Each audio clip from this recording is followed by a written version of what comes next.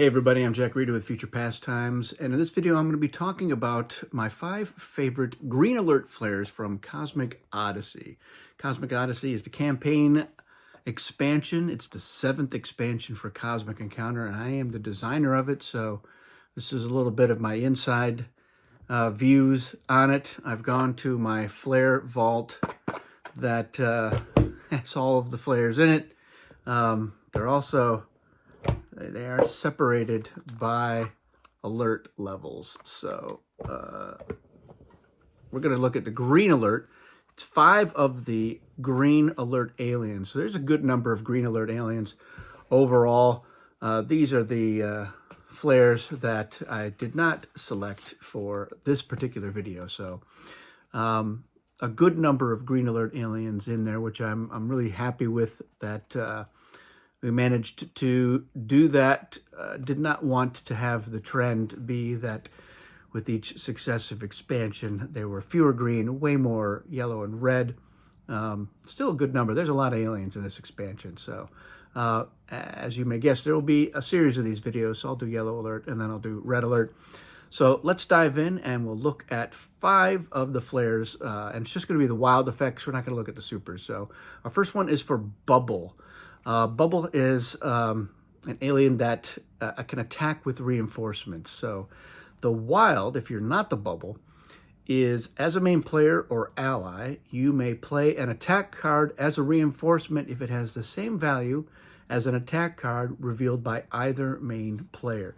So this is going to affect a lot of those mid-range attack cards, the 6s, the 8s, the 10s. You have more of those than anything else, but if somebody has revealed one of those, you'll be able to then play one of those attack cards from your hand as a reinforcement using the Bubble flare. So I like that. It can have a surprise effect on an encounter because you can still play reinforcements normally. So that is going to be pretty handy. Our next one is for Decoy. So Decoy has a backup encounter card. That's the alien. The wild flare effect for Decoy is, as a main player, if your opponent agrees, you may replace an attack card revealed by either of you with a negotiate card from your hand. So this really is going to usually let you get into a deal situation.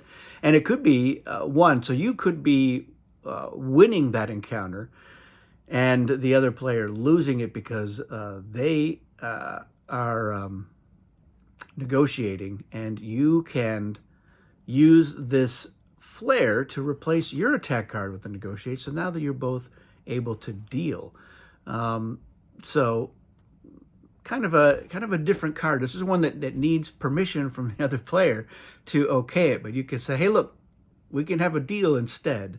And I'm a big fan of deals, you know that. So that's kind of why this came about. It's just a neat way to get into a deal situation that normally you can't get into. There could be a way to say, all right, look, you know,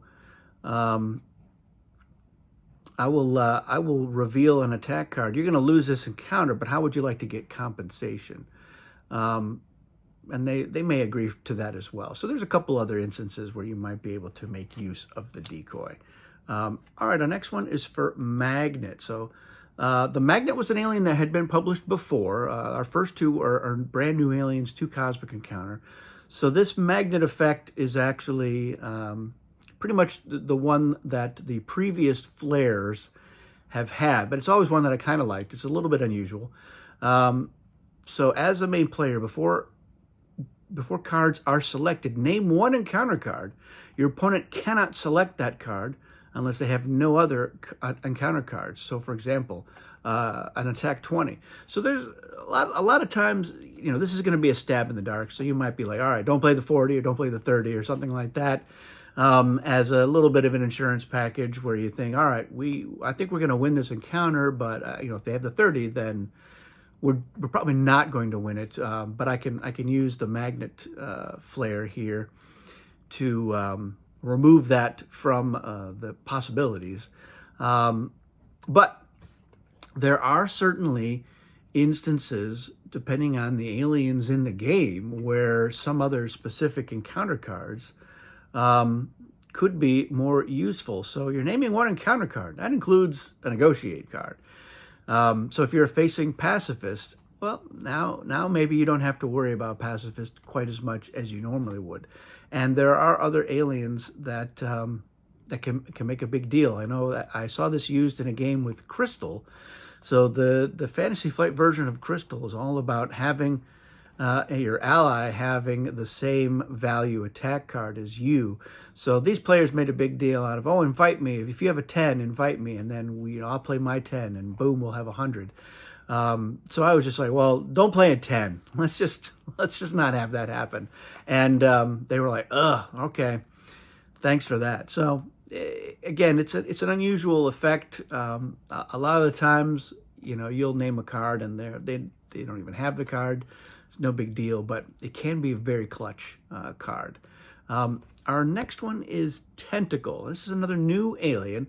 So Tentacle is the one that adds the digits of an attack card to the total. So like a 12 would add a 1 and a 2 to it. An 8 would add an 8. So the wild flare effect is when you would gain rewards or collect compensation, discard a reinforcement to gain or collect its value in addition to what you would get. So that can be a big deal. You're about to collect, you're gonna get 4 rewards maybe. You put 4 ships in, and then you say, all right, and I'm playing this +6, so actually I'm gonna get 10 rewards. Whoo, that's a big deal. So you got to have a reinforcement, obviously, and but yikes, that's very effective, and I've seen it done with just a +4 on compensation. I was getting 2 cards. I was like, oh, let's turn that into 6 cards, and I ended up getting some really good cards on that. So that's fun. Tentacle flare. And our last one is the Vector flare. So Vector is another new alien. It can receive opposite rewards when it's an ally.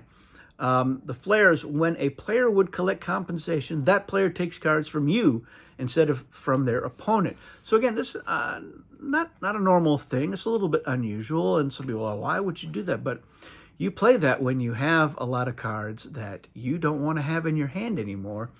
Somebody's about to get compensation. Boy, if they were getting 6 compensation, that'd be great for you to be able to go, yeah, let's get that. And the Vector Flare would not be one of them because it stays played until it's fully resolved. Then it goes back into your hand. So you could use that again on another turn. If you have a lot of cards, like, oh, I've got so many negotiates and I got some low attack cards, I don't want any of those. It could be handy for getting those out there. So that's always the interesting challenge with coming up with new aliens, is you have to come up with new flare effects as well. And, you're looking for things that other flares don't do. And so that's part of the fun of designing, is looking for new ground and new unusual effects. You want to have something that's not so edge case. Like, well, if you're a losing ally and you've lost by more than 20 and the main player only has 1 ship on your side, nobody wants flares like that. So stuff that's useful. And some of the ones that you can use all the time, they can be very easy to abuse. So it's trying to find that sweet spot in between where this can be really effective sometimes, kind of effective other times. That's where I stand with it. Let me know what you think of these flares. If you've been playing with Cosmic Odyssey, let me know if there's a particular green alert flare that has come up that you like, or if you've got questions about any of those flares, let me know. That's it for this video. Thanks for watching, and hope you watch more.